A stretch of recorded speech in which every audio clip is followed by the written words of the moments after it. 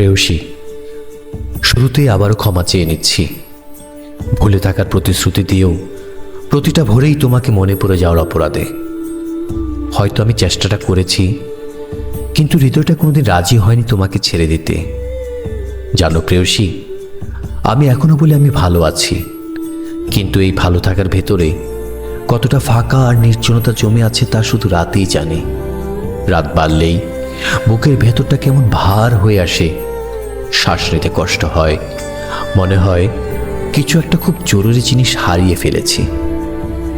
তোমার কথা হঠাৎ করে মনে পড়লে সব কিছু থেমে যায় এক মুহূর্তে, চারপাশ নিঃশব্দ হয়ে আসে, আর আমি নিজের ভেতরেই হারিয়ে যাই। ওষুধ খাই, নিজেকে বোঝাই, তবু এই অদ্ভুত ব্যথাটা কোনো নিয়ম মানতে চায় না।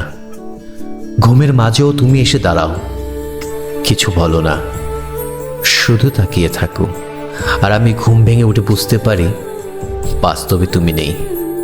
এই না থাকাটাই সবচেয়ে বেশি কষ্ট দেয় পাখি। জানো, আমার সব অসুখের নাম যদি একসাথে লিখতে হয় তাহলে তার একটাই নাম হবে তুমি, আর তার একটা ওষুধও তুমি। তুমি কি কখনো ফিরে আসবে? হয়তো না, তবুও অপেক্ষাটা কোথাও থেমে নেই, কারণ কিছু মানুষকে ভুলে যাওয়া যায় না, শুধু তাদের ছাড়া বাঁচতে শিখে নিতে হয়। প্রেয়সী, তোমার জন্য আমার দোয়া সবসময় রয়ে যাবে। ভালো থেকো, নিজের খেয়াল রেখো, হাসিটা ঠিক আগের মতোই রেখো, যে হাসিতে একসময় আমি বেঁচে থাকতাম। ইতি, তোমার হারিয়ে যাওয়া মানুষ।